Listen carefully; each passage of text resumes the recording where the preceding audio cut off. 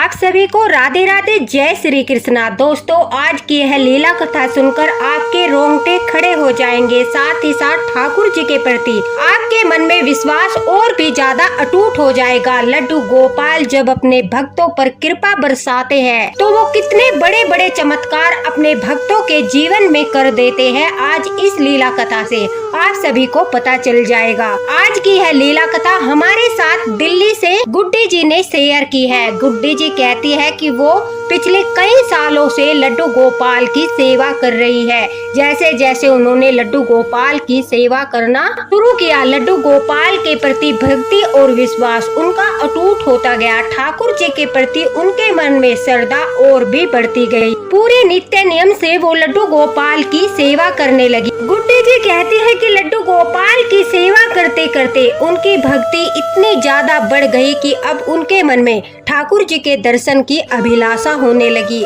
उन्हें हर पल जो एक सच्चा भक्त होता है, जो दर्शन के लिए तड़पता रहता है, उसी प्रकार से वो ठाकुर जी के दर्शन के लिए हमेशा तड़पती थी। उन्हें ऐसा लगता था कि उन्हें एक बार ठाकुर जी के दर्शन हो जाए तो उनका जीवन सफल हो जाएगा। हर वक्त मन में सिर्फ और सिर्फ ठाकुर जी के दर्शन की अभिलाषा। वह कहती है कि वो पूरे नियम के साथ और पूरे विधि विधान के साथ लड्डू गोपाल की सेवा करने लगी, उनके नाम जाप करने लगी, एकादशी के व्रत करने लगी और ठाकुर जी से दिन रात यही प्रार्थना करने लगी कि मुझे सिर्फ और सिर्फ आपका दर्शन करना है। हे लड्डू गोपाल, मुझ पर कृपा कीजिए और मुझे भी अपना दर्शन दीजिए। इसी अभिलाषा को मन में लेकर कई सालों तक लड्डू गोपाल की सेवा करती रही। अब गुड्डी जी कहती है कि धीरे धीरे जब वो भक्ति करने लगी तो उन्हें रहस्यों के बारे में पता चलने लगा। जैसे कि दोस्तों, हमने लड्डू गोपाल की सेवा करना प्रारंभ किया और प्रथम में हम ठाकुर जी की सेवा के बारे में कुछ नहीं जानते, लेकिन धीरे धीरे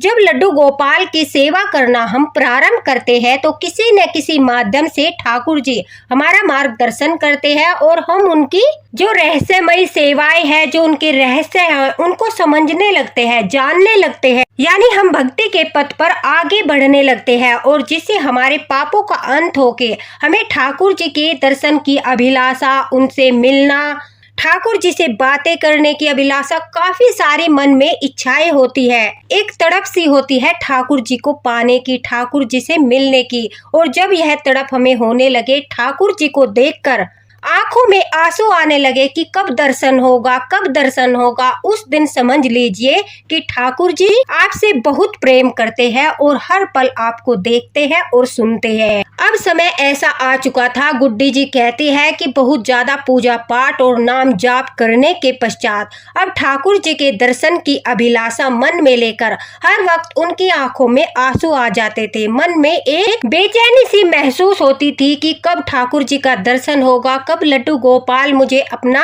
दर्शन देंगे। लेकिन कहते हैं कि कलयुग में हम बिल्कुल ठाकुर जी का साक्षात्कार नहीं कर सकते, क्योंकि हमारे अंदर इतनी ज्यादा सामर्थ्य है ही नहीं। जिस दिन ठाकुर जी साक्षात रूप में हमारे सामने आएंगे वो दिन हमारा शायद आखिरी दिन भी हो सकता है, क्योंकि हमारे अंदर इतनी सामर्थ्य नहीं है कि हम ठाकुर जी के तेज को महसूस कर सके। इसलिए ठाकुर जी अपने भक्तों को सिर्फ आभास कराते हैं, संकेत देते हैं, साक्षात रूप में दर्शन नहीं कराते। किसी में भी सामर्थ्य नहीं है साक्षात दर्शन करने की। बड़े बड़े संत ऋषि मुनि होते हैं जो भगवान का साक्षात्कार कर सकते हैं, लेकिन हम जो गृहस्थ जीवन में रहकर सेवाएं करते हैं, हमें ठाकुर जी बिल्कुल साक्षात रूप में दर्शन नहीं दे सकते, क्योंकि हम दर्शन कर ही नहीं पाएंगे। और इस रहस्य को हमें समझना होगा, क्योंकि उनका तेज इतना ज्यादा है कि एक आम इंसान सहन कर ही नहीं पाएगा। इसलिए हमेशा ठाकुर जी संकेत देते हैं, सौपन में दर्शन देते हैं, आभास कराते हैं, अनुभूति कराते हैं, वही उनका दर्शन है। उसी प्रकार से गुड्डी जी कहती है उन्हें संकेत भी मिलते थे, आभास भी होता, अनुभूतियां भी होती, लेकिन मन में साक्षात्कार की बेचैनी थी। लड्डू गोपाल को वो साक्षात रूप में दर्शन करना जाती थी। अब भक्त के मन में ऐसी अभिलाषा हो तो भगवान भी कोई न कोई लीला अवश्य रचते हैं उसकी इच्छा को पूरी करने की। अब गुड्डी जी कहती है कि उन्हें इसी प्रकार से जगन्नाथपुरी के बारे में पूरा रहस्य पता चला। उनका मार्गदर्शन हुआ कि जो जगन्नाथपुरी है वहाँ पर हमारे भगवान श्री कृष्ण जी जगन्नाथ रूप में विराजमान है और आज भी वहाँ पर हमारे ठाकुर जी का दिल धड़कता है। यानी वहाँ पर जो विग्रह मौजूद है उनमें आज भी हमारे ठाकुर जी का, हमारे लड्डू गोपाल का, हमारे श्री कृष्ण भगवान का दिल आज भी मौजूद है और वो धड़कता है जब भक्त वहाँ पर ठाकुर जी के दर्शन करने जाता है, जगन्नाथ जी के दर्शन करने जाता है, तो वो वहाँ पर अपने भगवान का, अपने ठाकुर का अनुभव करते हैं, आभास करते हैं, उन्हें महसूस करते हैं और इतनी शांति मन को मिलती है, ऐसा लगता है कि मानो उन्होंने साक्षात श्री कृष्ण भगवान के दर्शन कर लिए हो। जब गुड्डी जी को यह बात पता चली ठाकुर जी को साक्षात रूप में देखना है, उनको महसूस करना है, उनकी दिल की धड़कन को सुनना है, तो जगन्नाथपुरी जाना होगा। वहां पर ठाकुर जी के, जगन्नाथ भगवान के दर्शन करके ही यह सौभाग्य प्राप्त हो सकता है। लेकिन समस्या यह थी, गुड्डी जी कहती है उन्हें न तो जगन्नाथपुरी जाने के बारे में पता था कि किस प्रकार से जाया जाएगा और न ही उनका कोई मार्गदर्शन करने वाला था। हालांकि यहाँ से, दिल्ली से बहुत सारी बसें, कभी वृंदावन धाम, कभी बरसाना धाम, कभी खाटू श्याम, तो कभी बालाजी धाम, हमेशा कभी हरिद्वार, हर धाम पर बसें जाती थी। लेकिन कभी भी उन्होंने नहीं सुना कि कोई बस जगन्नाथपुरी के लिए जा रही है। उनके आसपास से कोई भी बस जगन्नाथपुरी के लिए नहीं जाती थी। तो उन्होंने ठाकुर जी के सामने, लड्डू गोपाल के सामने अपनी अर्जी लगाना शुरू कर दिया और कहा, हे लड्डू गोपाल, अगर आप साक्षात रूप में मुझे दर्शन नहीं दे सकते तो मुझ पर एक कृपा कर दीजिए। मैं आपके जगन्नाथ रूप के दर्शन करना चाहती हूँ, मैं जगन्नाथपुरी जाना चाहती हूँ। जीवन में एक बार अगर मैंने सच्चे मन से आपकी भक्ति की है, आपकी आराधना की है और सच्चे मन से मैंने आपको अपना आराध्य माना है, आपने मेरी सेवा को स्वीकार किया है, तो बस मेरी इतनी सी मनोकामना है कि मुझे जगन्नाथपुरी धाम के दर्शन करने हैं। मुझे भी आपके दिल की धड़कन सुननी है, मुझे भी आपको महसूस करना है, क्योंकि कलयुग में सिर्फ यही एक रास्ता है जब मैं आपके दर्शन कर सकती हूँ। अब गुड्डी जी कहती है उन्हें ठाकुर जी के सामने जो है यह मनोकामना रखते हुए, लड्डू गोपाल की सेवा करते हुए काफी समय हो गया। गुड्डी जी कहती है कि यह कुछ सालों पहले की ही बात है, जब जगन्नाथपुरी में रथ यात्रा की तैयारियां चल रही थी। आषाढ़ महीने के शुक्ल पक्ष की द्वितीया आने वाली थी, उसी दिन से रथ यात्रा शुरू होने वाली थी। और जब मुझे इस बात का पता चला तो मेरे मन में बेचैनी होने लगी, क्योंकि मैंने सुना था जो भी व्यक्ति पूरी आस्था के साथ, विश्वास के साथ जगन्नाथपुरी पहुंचता है और वहां रथ की रस्सियों को खींचता है, चाहे वह किसी भी पंथ से हो, किसी भी जाति से हो, किसी भी धर्म से हो, अगर उसके हाथ रथ की रस्सियां लगती है और उसे यह सौभाग्य प्राप्त होता है जगन्नाथ भगवान के रथ की रस्सी खींचने का, तो वह जीवन मरण के चक्र से मुक्त होकर मोक्ष को प्राप्त होता है। जगन्नाथ जी के रथ की रस्सी को छूने मात्र से ही भक्तों के पाप नष्ट हो जाते हैं, उन्हें भगवान जगन्नाथ का, श्री कृष्ण भगवान का आशीर्वाद प्राप्त होता है और भगवान का साक्षात दर्शन भी वो वहाँ पर कर सकते हैं। उन्हें वहाँ पर ठाकुर जी के, यानी श्री कृष्ण भगवान के दिल की धड़कन सुनने का सौभाग्य प्राप्त होता है। ठाकुर जी से प्रार्थना करना प्रारंभ कर दिया। लड्डू गोपाल के सामने अपनी मनोकामना रखते हुए कहा कि हे लड्डू गोपाल, मेरे सिर्फ यह मनोकामना पूरी कर दीजिए। कहते हैं कि जब रथ यात्रा प्रारंभ होती है और हमारे घर में ठाकुर जी विराजमान है, लड्डू गोपाल विराजमान है, तो हमें उन्हें भी रथ यात्रा करानी चाहिए। चावल का, मालपुए का, खिचड़ी का भोग जगन्नाथ भगवान को बहुत ज्यादा प्रिय है, तो हमें अपने घर में लड्डू गोपाल जी को, ठाकुर जी को मालपुआ बनाकर, खिचड़ी बनाकर, चावल बनाकर भोग अवश्य लगाना चाहिए। ठाकुर जी के स्नान जल में नीम के पत्तों का प्रयोग अवश्य ही करना चाहिए, क्योंकि नीम के पत्ते, नीम की लकड़ी जगन्नाथ भगवान जी को बहुत ज्यादा प्रिय है। इन दिनों लड्डू लड्डू गोपाल के श्रृंगार में तुलसी माला उन्हें अवश्य ही धारण करानी चाहिए। तुलसी माला भी जगन्नाथ भगवान को बहुत ज्यादा प्रिय है और खिचड़ी में मक्खन डालकर अगर आप इन 7 दिनों में लड्डू गोपाल को कभी भी भोग लगाते हो तो वो बहुत ही ज्यादा प्रसन्नता के साथ ग्रहण करते हैं। गुड्डी जी कहती है अब लड्डू गोपाल को प्रसन्न करने के लिए उन्होंने इसी प्रकार से उन्हें खिचड़ी, चावल, मालपुआ आदि का भोग लगाना शुरू किया। उनके स्नान जल में नीम के पत्ते डालना शुरू कर दिया। दिन रात नाम जाप करने लगी, उनसे प्रार्थना करने लगी। फिर उनके साथ जो चमत्कार हुआ उसे सुनकर आपके भी रोंगटे खड़े हो जाएंगे। उन्हें पता चला कि इस बार उनकी सोसाइटी के कुछ लोगों ने जगन्नाथपुरी में रथ यात्रा में शामिल होने का प्रोग्राम बनाया है और वो सभी लोग जगन्नाथपुरी जा रहे हैं। सभी लोगों के बारे में पता चलते ही गुड्डी जी ने उन लोगों से संपर्क किया और उन्होंने बताया कि अचानक ही उन सब का प्रोग्राम बना है। अगर आप जाना चाहती हो तो आप ना रजिस्ट्रेशन करा लीजिए और पूरी श्रद्धा के साथ हम सभी जगन्नाथपुरी चलेंगे। गुड्डी जी बहुत ज्यादा प्रसन्न थी। वह कहती है कि ज्यादा मात्रा में तो लोग नहीं गए थे, हमारी सोसाइटी से कुछ लोग ही जगन्नाथपुरी के लिए निकल गए। अब मैं अपने लड्डू गोपाल को भी साथ लेकर गई। हालांकि बस में काफी लोगों ने मुझे लड्डू गोपाल को साथ ले जाने के लिए मना किया। कहा कि वहाँ पर बहुत अधिक भीड़ होती है और उस भीड़ में ठाकुर जी के खो जाने का डर होता है। लड्डू गोपाल कहीं पर गिर जाएंगे, खो जाएंगे, उन्हें साथ नहीं ले जाना चाहिए। लेकिन गुड्डी जी कहती है मैं अपने लड्डू गोपाल को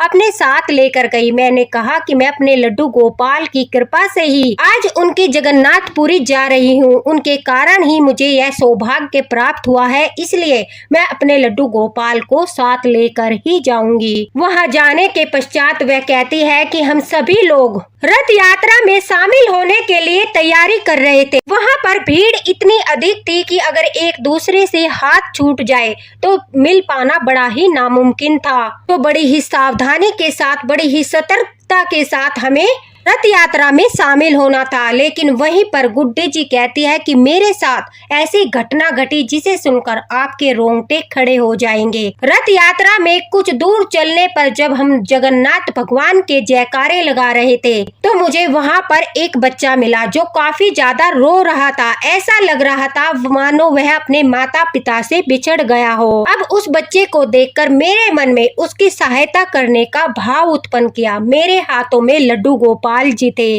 और दूसरी तरफ वह बच्चा रो रहा था। अब मैंने बड़े प्यार से उस बच्चे से पूछा कि बेटा तुम्हारे मम्मी पापा कहाँ हैं, तुम कहाँ रहते हो? तो उसने बताया कि वो जगन्नाथ रथ यात्रा में अपने माता पिता से बिछड़ गया है, उनका हाथ उसके हाथ से छूट गया है, अब वो उसे नहीं मिल रहे हैं, इस वजह से वह बहुत रोए जा रहा था। अब गुड्डी जी ने उस बच्चे का धैर्य बंधाते हुए कहा कि तुम परेशान मत हो, अगर तुम्हें अपने मम्मी का या पापा का किसी का भी नंबर पता है तो मुझे बताओ, मैं उन्हें कॉल करती हूँ और मैं तुम्हें तुम्हारे माता पिता से मिलवाऊंगी, तुम्हें रोने की आवश्यकता नहीं है। गुड्डी जी कहती है आजकल के बच्चे बहुत समझदार होते हैं। उसने झटपट से अपने पिताजी का नंबर मुझे बताया। मैंने जैसे ही कॉल लगाया तो वो बहुत ज़्यादा चिंतित और परेशान थे। हड़बड़ाकर उन्होंने जैसे ही मुझे बोला तो मैंने उन्हें कहा कि देखिए आपका बेटा मेरे पास है और यह काफ़ी परेशान है, आप परेशान मत होइए, मैं इसकी देखभाल करूंगी और जब तक आप लोग मुझे नहीं मिल जाओगे तब तक आप निश्चिंत रहिए, मैं इसकी पूरी देखभाल करती रहूंगी। आखिर यह भी मेरे बच्चों की तरह ही है। मेरी बात को सुनकर उनके पिता को थोड़ी सी शांति महसूस हुई और उन्होंने मुझे एक जगह बताई कि तुम वहाँ पर मेरे बेटे को लेकर आ जाना, वहीं पर हम तुम्हें मिल जाएंगे क्योंकि काफी भीड़ है। इस तरह से भीड़ में मिल पाना नामुमकिन है। लड्डू गोपाल की कृपा से गुड्डी जी कहती है मैं उस बच्चे का हाथ पकड़कर जैसे तैसे भीड़ से निकलकर उस स्थान पर पहुंची जहां पर उन लोगों ने मुझे बताया था। मेरे साथ वालों ने मुझे मना किया और कहा कि बिना बात के किसी के माँ मामले में इस तरह से घुसकर तुम भी जो है मुसीबत में पड़ जाओगी। अब न जाने इतनी भीड़ में इसके माता पिता कब आएंगे और कब तक हमें इंतजार करना पड़ेगा। इस तरह से हम भी काफी ज्यादा लेट हो जाएंगे। लेकिन जब हम लड्डू गोपाल की सेवा करते हैं तो हमारे मन में सबसे पहला भाव जो उत्पन्न होता है वो होता है दया का भाव, समर्पण का भाव, किसी की सहायता करने का भाव। वही भाव गुड्डी जी के मन में था।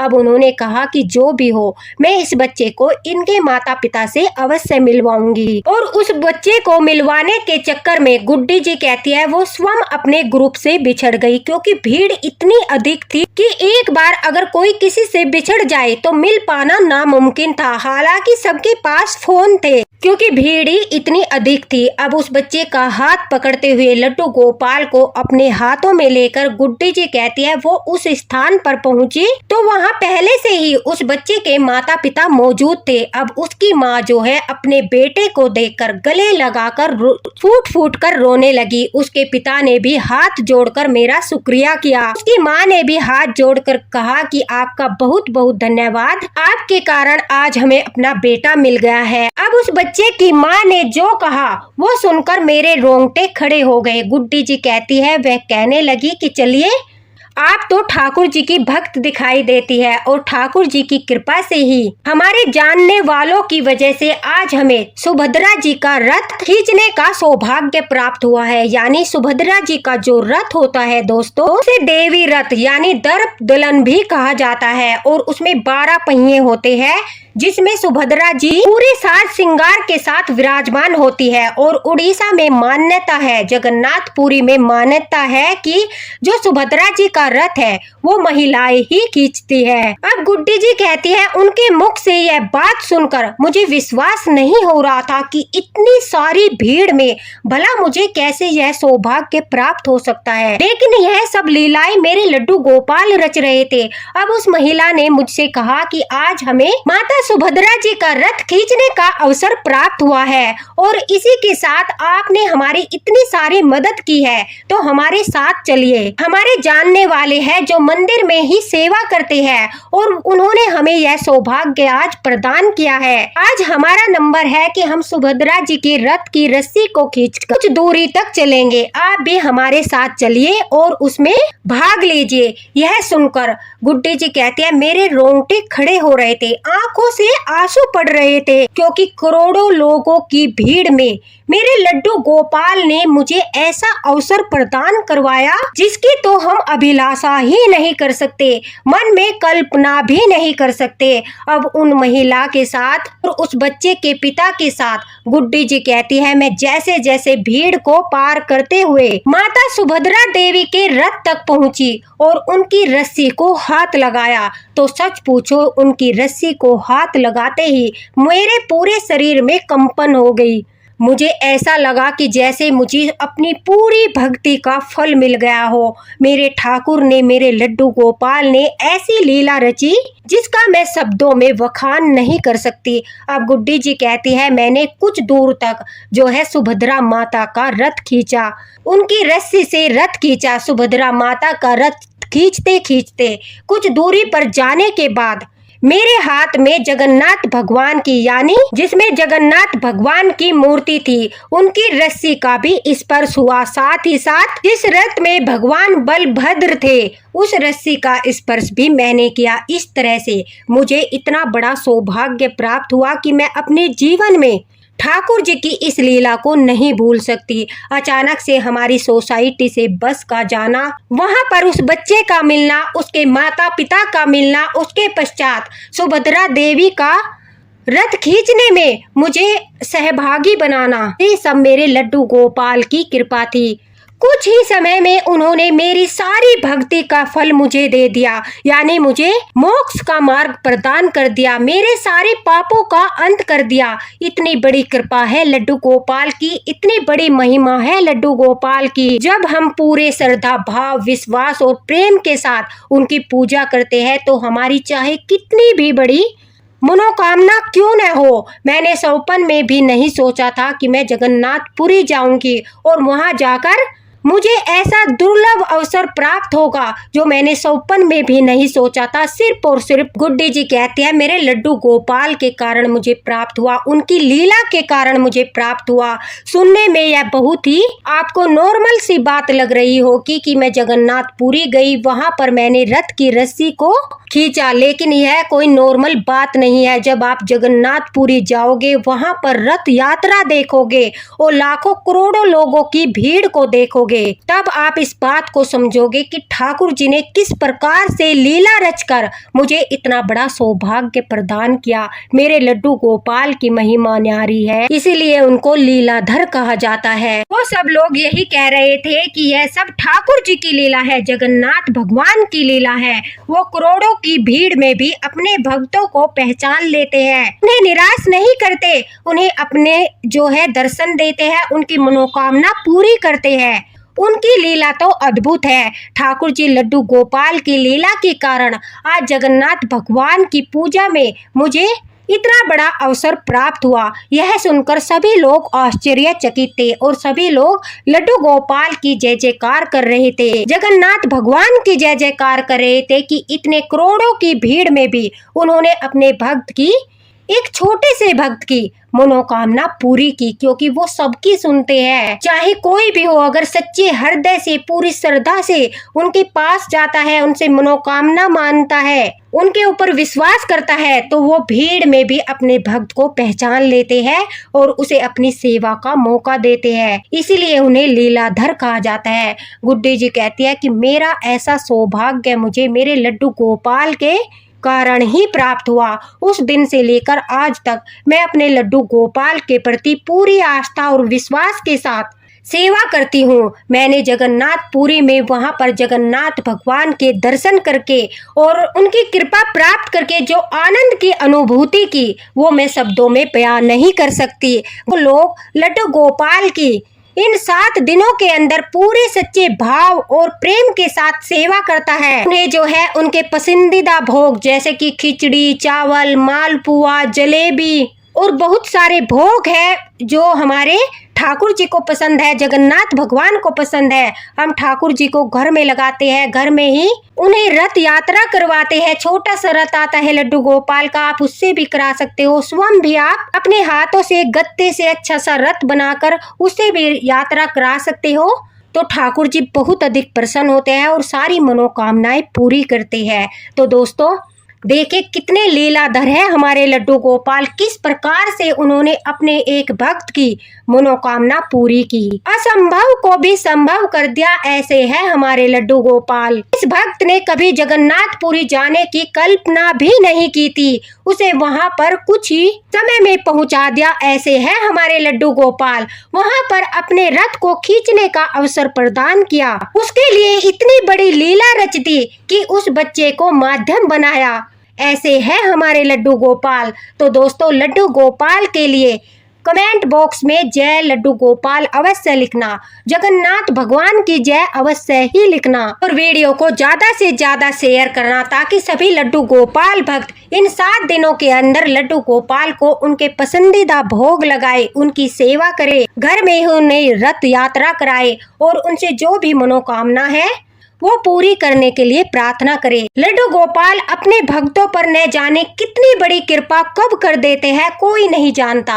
इसीलिए हमारे लीलाधर हमारे लड्डू गोपाल, हमारे कृष्ण कन्हैया अपने हर भक्त की प्रार्थना सुनते हैं और उनकी हर मनोकामना पूरी करते हैं। जिस प्रकार से गुड्डी जी के मन में उनके दर्शन की अभिलाषा को ठाकुर जी ने इतनी बड़ी लीला करके शांत कर दिया कि जो गुड्डी जी है उन्होंने जगन्नाथपुरी में जाकर, जहां पर हमारे ठाकुर जी का दिल आज भी धड़कता है, उन्हें इतना बड़ा अवसर प्रदान किया। उसी प्रकार से हर भक्त पर कृपा करे।